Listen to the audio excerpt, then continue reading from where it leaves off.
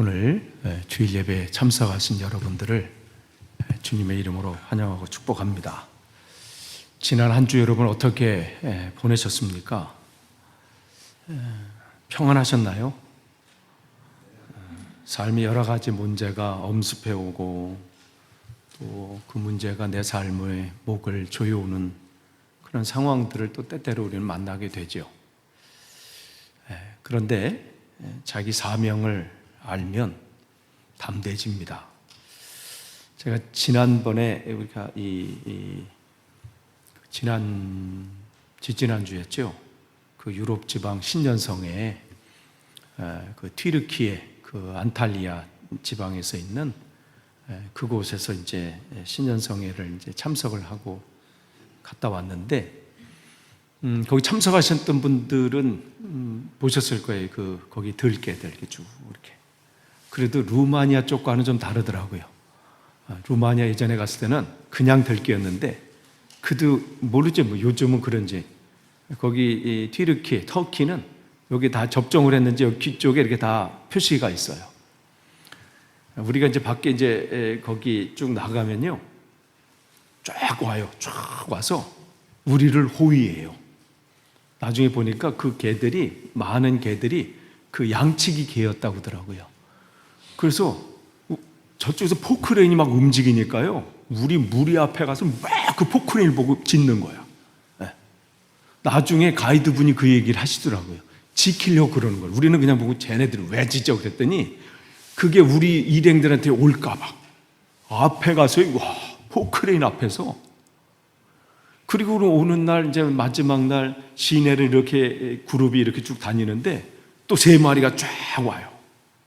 그러면서요 우리를 쫙 보호하면서요 계속 쫓아와. 단체 사진 찍을 때 앞에 또 앉아서 찍어요. 참 신기하죠? 딱 사진 찍어보면 제일 앞에 개들이 이렇게 있어. 걔네들 때문에 우리가 작게 나와요. 걔네들 이렇게 크게 나와서 끝까지 이렇게 쫓아와요. 가다 보면요 각 무슨 숍이나 거기 개들 있잖아요. 개들이 또 걔네들 막 짖어. 왜냐면 자기 지역에 왔다는 얘기죠. 그래도요 거기 으르렁거리거나 그러지 않아요. 왜냐하면 우리를 보호해야 돼서. 눈빛을 보니까요 무슨 사명이 있는 듯해요. 3마리가 쫙 이렇게. 그거 보면서 야, 저 개들도 자기 나름대로 뭔가 그냥 확 사로잡히니까 옆에서 짖어도 거기 안 봐요. 왜? 우리를 봐야 돼. 포크레인이 없나? 또 자동차가 저기서 오면요 길에서 막 짖어요. 왜 우리 쪽으로 오냐는 거죠. 대단했습니다. 그래서 이번에 가서 개를 다시 한번 봤어. 야, 개가 저렇구나. 우리 토끼는 아무 반응이 없는데 그냥 있어도 그냥 이렇게 껌뻑껌뻑 하고 있고 말이죠. 좀 새로운 그걸 봤습니다. 여러분, 성경을 보면 우리가 골리앗 앞에 선 다윗을 보게 되잖아요. 여러분, 다윗을 보면 어떠신가요? 그 상황, 골리앗 앞에 선 다윗. 그 상황이 어떤 상황이냐면 40일 동안 그 이스라엘과 블레셋 군인들이 대치하고 있는 상황이에요. 근데 아무도 그 골리앗 앞에 나서는 사람이 없어요. 왜? 두려워서. 왕도 마찬가지고 전장에서 뼈가 굵어졌다는 그 장수들도 아무도.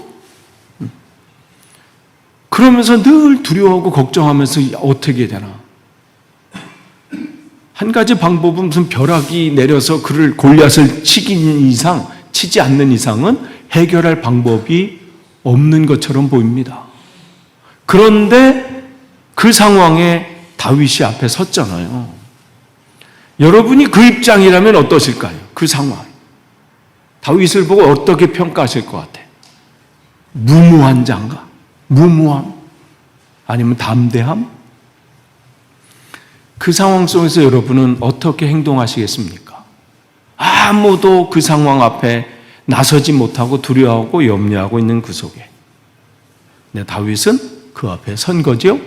왜 그래요? 믿는 구석이 있기 때문에 그렇습니다. 정말 우리가 하나님의 자녀라면요, 담대하게 살아야 합니다.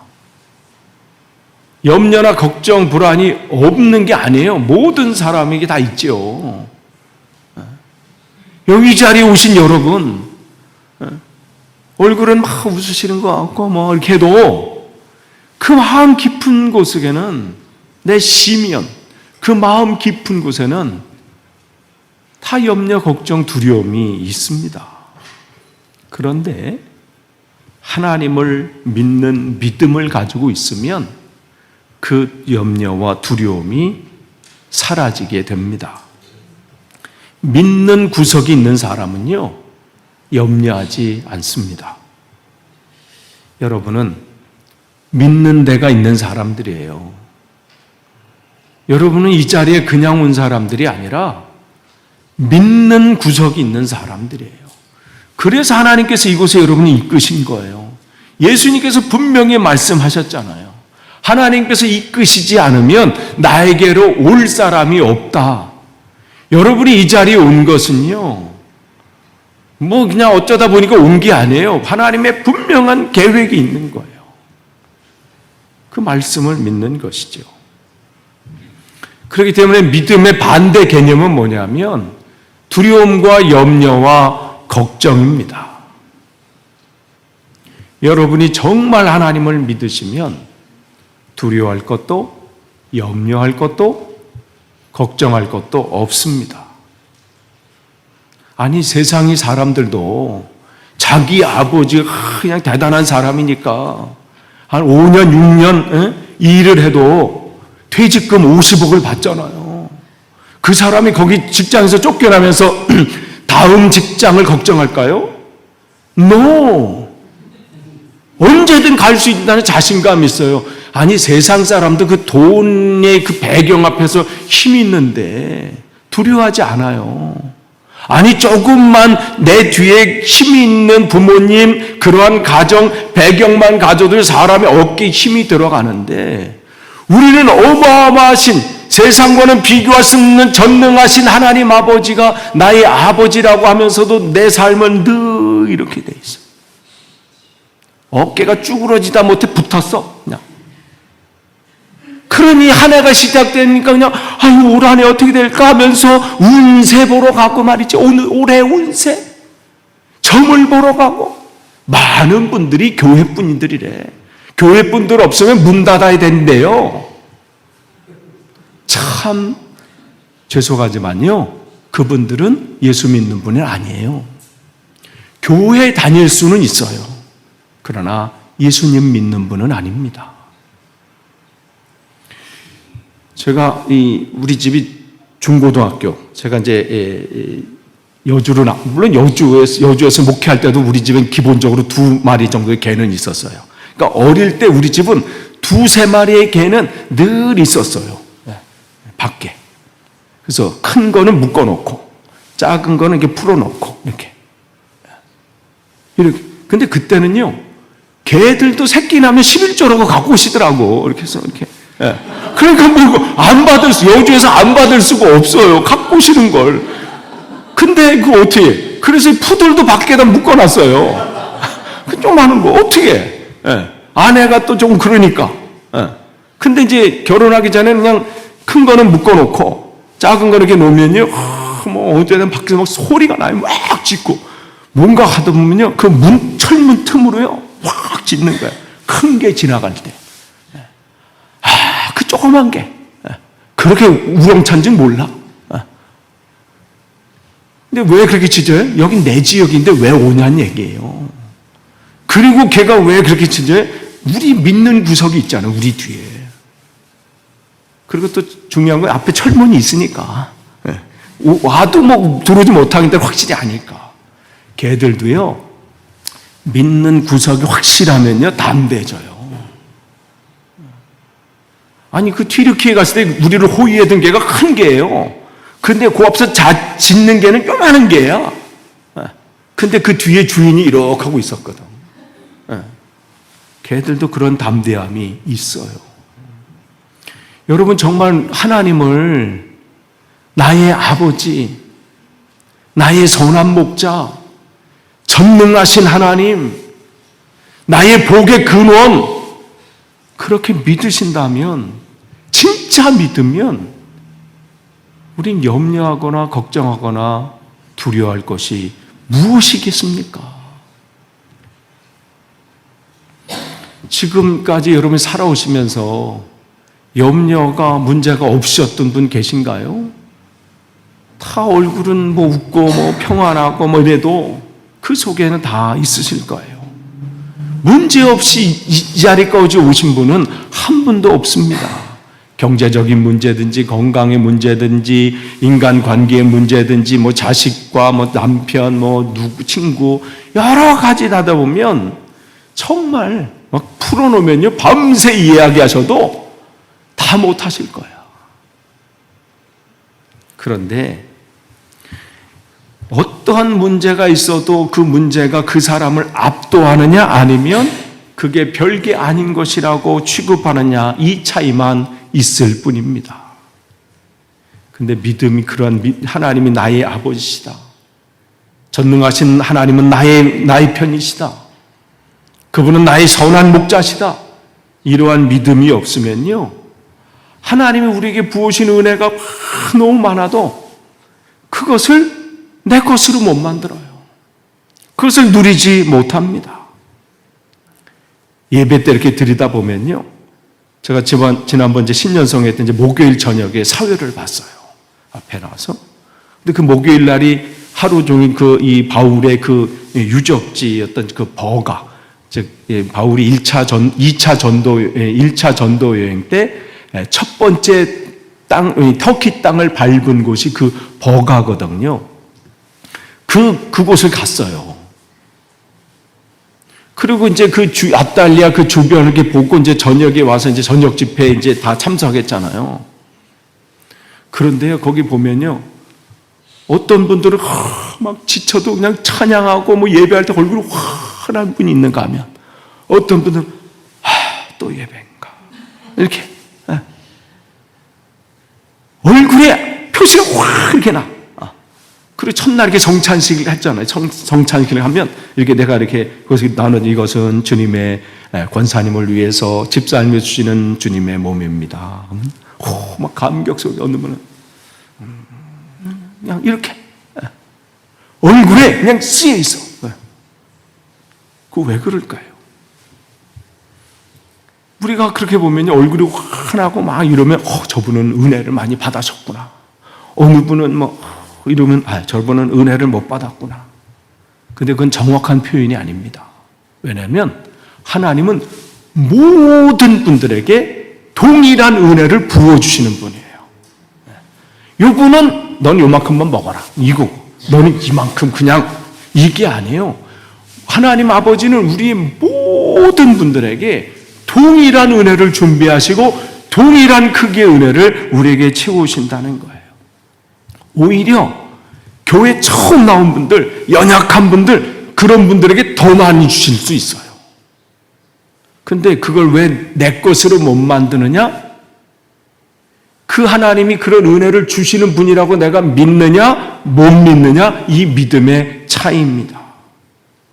하나님은 동일하게 악인이든 의인이든 동일하게 비와 해를 주신다고 말씀하셨어요. 모든 이들에게 은혜는 우리에게 하나님은 다 준비하고 계셔요. 근데 문제는 믿음이 달라서 그렇습니다. 하나님이 내게 은혜를 주시는 분이야. 내 삶이 지금 이럴지라도 하나님은 능력이 하나님이시고 나의 선한 목자시고 나를 붙잡고 계신 분이야. 이러한 마음으로 주님의 은혜를 구하면요 하나님이 그 은혜를 부어주실 수밖에 없는 거예요. 그런데 그 안에서 나는 그러고 그것을 막고 믿지 못하고 있으면요 그 은혜는 풍성한 은혜가 나와는 상관이 없게 되는 것이죠. 그러니까 우리가 은혜라는 찬양은 부를 수 있어요. 모든 것이 은혜였소. 우리 찬양 있잖아요. 노래는 부를 수 있어요. 모든 것이 은혜. 내 삶에 당연한 것 하나도 없음을 막 하면서 노래는 그러면서 가사는 생각할 수 있죠. 그런데 그게 찬양이 되려면 그 은혜가 내 것이 될 수 있어야 되는 거예요. 오늘 사도 바울이 그랬지요. 갈라디아서 3장 1절입니다. 예수 그리스도께서 십자가에 못 박히신 것이 너희 눈앞에 밝히 보이거늘. 아니, 왜 십자가에 못 박히셨겠어요? 그냥 할 일이 없으셔서가 아니잖아요. 우리를 살리시기 위해서, 우리를 얼마나 사랑하시는지 보여주시기 위해서. 그러니까 그 십자가를 볼 때마다 하나님의 사랑을 느끼면 그 은혜가 내 것이 되는 것이죠. 그런데 이 갈라디아 사람들은 어떻게 거기 보니까 어리석도다 갈라디아 사람들아. 지금 1절에 그랬잖아요. 왜 그걸 못 누려? 믿지 못해서. 아, 진짜인가? 처음에는 믿었어요. 예수님이 나를 위해서 죽으셨고 그분을 믿으면 나는 구원을 받고, 그런데 옆에 다른 사람들이 교회 성도들 가운데 다른 사람들이 거기서 그래도 우리가 성경에 나와 있는 그 율법 그걸 지켜야지. 어떻게 예수님 이름만 가지고 되겠어? 이것도 해야 되고 저것도 해야 되고 이것도 지켜야 되고, 그걸 계속해서 거기다 첨가하는 거예요. 그러니까 이들이 거기서 막 흔들리게 되는 거예요. 진짜 같아. 그럴듯한 얘기도요, 거짓도요, 계속 듣다 보면 그럴듯해져요. 그러니까 그 안에 흔들리는 거죠. 그러면서 우리도 할례 받아야 되나? 내가 그 성경에 나와 있는 그 율법들을 내가 다 지켜야 되나? 아무래도 지키는 게 하나님이 더 좋아하시겠지. 그냥 가만히 있는 것보다.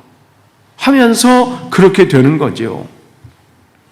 그러니까 저 바울은 그런 사람들을 보고 어리석다고 그러는 겁니다.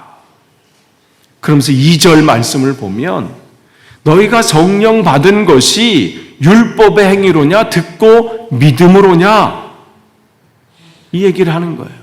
너희들이 뭘 잘했기 때문에 하나님이 너희들에게 은혜를 주신 거냐, 아니면 그냥 그 말씀을 믿었기 때문이냐. 믿었기 때문인 것이죠. 로마서 8장 15절 말씀 이렇습니다. 너희는 다시 무서워하는 종의 영을 받지 아니하였고 양자의 영을 받았으므로. 이 영이라는 건 성령이에요. 그렇기 때문에 우리가 아빠, 아버지라고 부른다.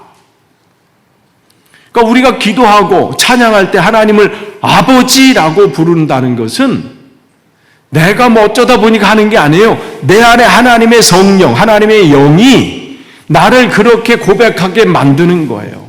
이거 하나만 봐도요, 여러분 안에는 하나님의 영, 성령이 계신 거예요. 그러니까 이걸 여러분이 믿으셔야 되는 거예요. 이것은 내 말이 아니라, 제가 여러분에게 하신 말이 아니라 하나님께서 이 성경을 통해서 우리에게 주신 하나님 아버지의 말씀입니다.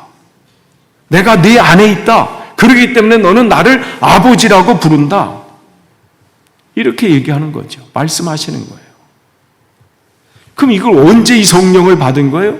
우리가 이 말씀을 믿을 때, 지금 요 로마서 8장 15절이 하나님이 바울의 입을 통해서 하신 하나님의 말씀이다. 바울의 얘기가 아니라 하나님이 바울을 통해서 하신 하나님의 말씀이다. 이것을 믿는 거예요. 그래서 성경의 모든 말씀은요, 사람의 얘기가 아니에요. 하나님의 말씀입니다. 하나님께서 아브라함을 통해서 뭘 말씀하시는지를 보여주는 거예요. 하나님이 요셉을 통해서, 다윗을 통해서, 바울을 통해서, 요한을 통해서 모든 것은 하나님의 말씀입니다. 그렇기 때문에 그 말씀을 믿으면 그의 삶은 달라지는 겁니다. 여러분이 누가복음에 보면 예수님이 십자가에서 돌아가실 때 양옆에 강도들이 있었잖아요. 다 사형 언도를 받고 거기 있어요. 근데 그 중에 한 사람은 주님한테 뭐라고 고백하나요? 주님, 당신께서 주님의 당신의 나라에 들어가실 때에 나를 기억해 주십시오. 그때 그 예수님께서 그 사람을 보고 뭐라고 얘기하시나요? 오늘 내가 나와 함께 낙원에 있으리라. 천국에 간다는 말씀이에요. 근데 그가 그 전에 어떤 삶이었어요? 이 로마 입장에서 처형을 당할 수밖에 없는 상황이에요. 그러니까 한쪽인 반대쪽에 있는 사람은 어떻게 해요? 야, 무슨 이 사람이 메시아냐?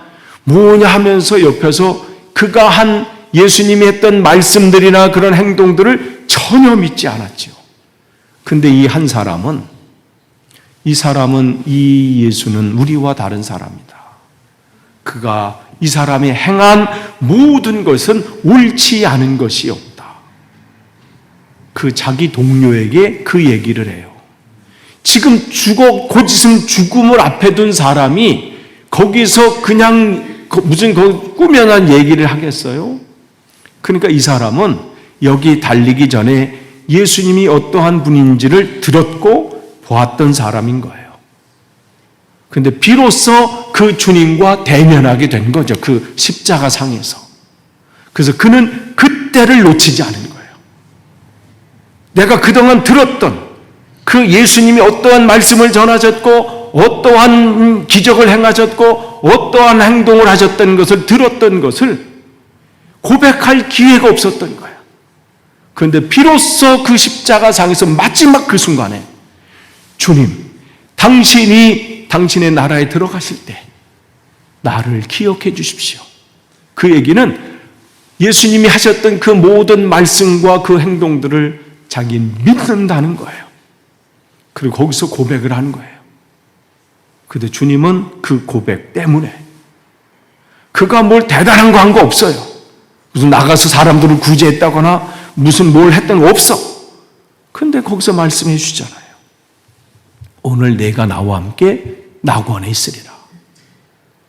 지난주 금요일 기도회 때 제가 말씀드렸죠. 그 탕자의 비유. 그래서 3번에서 탕자의 비유를 3번 했어요. 둘째 아들 편, 아버지 편, 지난주는 큰아들 편, 지난주 금요일.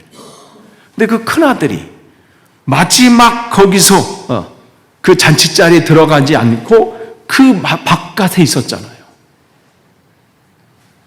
그 성경은 그 아들이 그 잔치에 들어갔는지 안 들어갔는지 기록하고 있지 않아요. 열린 결말이죠. 들어갔을까 안 들어갔을까. 근데 그 큰아들은 누구를 얘기하는 거예요? 바리새인과 사두개인들이죠. 그러니까 그들의 그 큰아들의 심정은 뭐예요? 내가 저 인간하고 같이 밥 먹느니, 그 둘째 아들이에요. 자기 동생을 얘기하는 거죠. 내가 저 인간하고 같이 뭘 하느니 나는 차라리 이 바깥에 있겠다. 이거예요. 여러분 가운데도 그런 분 계십니까? 내가 뭘 정하느니 나는 이 바깥 어둠에 그냥 있겠다. 은혜의 자리 들어가셔야 돼요. 그 아들은 그 인간이 사라지기 전까지는 나는 뭐 은혜의 자리는 상관없어요. 그냥 난 바깥에 있을래요. 그럼 누구 손해예요? 거기 버티고 있으면 그 사람 손해예요. 그냥 바깥에 있는 거예요, 그냥. 은혜는요, 은혜의 자리에 들어가야 돼요. 아우, 저 인간이 나한테 뭐 회개한 것도 없고, 우리 그럴 때 있잖아요. 교회 다닌 사람들 보면 뭐 뻔뻔하기도 하고, 뭐 하면 뭐 제대로 한 것도 없고, 그러면서 난 저들과 안 어울려. 그럼 그 사람 손해예요. 탕자의 그 큰아들이 그랬어요. 그냥 밖에. 은혜의 자리에 들어가야 돼요. 그 자리는 나를 위한 자리예요. 그 자리, 그 잔치는 거기에 모인 사람을 위해서 베풀어 놓은 거예요. 하나님이 내게 주신 은혜가 있습니다. 오늘 이 강도는 마지막이라도 그 은혜를 붙잡은 거예요. 하나님, 내가 마지막이지만 내가 믿습니다. 할 때에 그 은혜가 내 것이 된 거예요. 그러나 끝까지 성경에 나오는 바리새인들 얼마나 구별된 사람들이에요. 늘 하나님 말씀대로 살려고 애쓰는 사람들. 성경에 나오는 사두개인들, 목사님들이에요. 근데 그들은 예수님의 은혜의 잔치를 한 사람도 맛보지 못합니다. 물론 그 안에서 주님께로 돌아오는 사람들도 있었죠. 아리마대 요셉이든지 그런 사람들. 아무리 하나님께서 구원의 은혜를 주시고 많은 은혜를 베풀어 주셔도 우리가 믿지 않으면요 아무 소용이 없습니다. 그래서 오늘 사도 바울은 오늘 강창희 권사님 읽으신 그 성경에 쭉 보면 이 7절에 아브라함 단어를 쓰잖아요. 그래서 아브라함은 이 바울은 그 아브라함을 예로 든 거예요. 아브라함이 무슨 대단한 사람에서 하나님께서 그에게 은혜를 베푸셨습니까? 아무것도 아닌 사람이에요. 그의 아버지는 우상을 만들어서 파는 그런 직업을 가지신 분이에요. 그러니까 집안으로 이렇게 봐도요 별 볼 일이 없어요. 근데 하나님은 그에게 은혜를 베푸신 거예요. 그가 잘한 것은 뭐냐면 나에게 주신 감동을 주신 말씀을 그냥 세상 사람의 소리 듣지 않고 이거는 뭐 특별한 나에게 주시는 말씀이구나. 이 말씀을 붙잡고 하루 그렇게 산 거예요. 내일 또 주시는 말씀 갖고 또 하루 살았어요. 보여주시는 게 없어요. 너 며칠 언제면 거기 도착하게 될 거고 도착한 주소는 여기고 가면 누가 기다리고 있고 거기 가면 너 먹고 살 거 다 해결해 주고 전혀 그런 거 없어요. 그냥 가는 거예요. 그걸 믿음이라 그랬죠. 그러니까 하루하루 사는 거예요. 그런 믿음은요 오늘 하루 주시는 그 마음으로 사는 거예요. 내일은요 내일 또 하나님의 은혜를 주셔요. 그런데 걱정하는 사람은요 오늘도 못 누리고 내일 걱정하다가 오늘 못 누려. 그러면 다음날 왔어요. 그럼 또 그날 걱정해요. 또 못 누려? 그럼 내일 또 가. 근데 은혜의 사람은요 내일은 주님의 손에 있잖아요. 아니 오늘 밤에 또 나를 불러가시면 끝나는 게 내 인생이라고 성경은 말씀하시는데 뭘 내일 1년 후, 10년 후, 100년 후를 생각해요. 오늘 잘 사는 거예요. 오늘 하나님 말씀 안에서 내가 잘 사나, 뭘 선택하든 뭘 보든 먹든 마시든 어느 장소에 가든 이게 하나님이 기뻐하시는 걸까? 이걸 생각하면서 사는 거죠. 그러니까 성령 안에서 그렇게 사는 거예요. 그러니까 5절에 이 바울도 이 얘기를 하잖아요. 너희 가운데 능력을 행하시는 일. 오늘 갈라디아서 3장 5절에 너희 가운데서 능력을 행하시는 이의 율법의 행위에서냐 일이 행위에서냐 듣고 믿음에서냐. 이거 좀 틀어주세요. 갈라디아서 3장 5절. 너희에게 성령을 주시고 너희 가운데 능력을 행하시는 이. 그 하나님이죠. 그것이 너희들이 무슨 대단한 일들을 해서냐 아니면 듣고 믿음에서냐 이거죠. 그러니까 하나님께서 우리에게 은사들을 주시고 능력들을 주셔요. 그것은 무슨 우리가 대단한 사람이어서 주시는 게 아니라 하나님이 부어주시는 거예요. 우리가 하다 보면 은사들을 받잖아요. 대표적으로 방언을 받게 돼요. 그래서 하나님이 주신 약속이니까. 그것은 성경의 역사 중에 흐르는 많은 은사 중에 한 가지예요. 여러분 영국에 보면 많은 부흥운동들이 있었죠. 그 웨일즈 부흥운동. 거기에 영향을 받아서 미국 각성운동도 이 영향을 갖게 되고 또한 한국의 1907년에 평양 대부흥운동도 일어나게 되고 그러한 일들이 막 일어나면서 첫 번째 나타났던 것들 사람들이 막 방언을 하게 되는 거예요. 근데 처음에 사람들은 저 사람들 미쳤다 뭐 이랬어. 왜냐하면 너무 막 소란스럽게 기도하니까. 아니면 점잖하게 양반 가문에 막 이렇게. 근데 그건 자기가 주체할 수 없는 것이죠. 근데 처음에 이 부흥운동이 이렇게 일어날 때 웨일즈 부흥운동도 마찬가지. 영국의 웨일즈. 거기 가난한 사람들, 거기 특별히 광부들, 특별히 이제 웨일즈에서 넘어온 그 브리스톨 지역이 그때는 광부들하고 노동자들이 참 많았거든요. 그러니까 이 감리교 운동의 시작도 어쩌면 거기 야후에서 그 광부들과 그러한 노동자들에게 설교하면서 시작됐다고 과언은 아니에요. 그런데 그들 가운데 막 역사가 나타나는 거예요.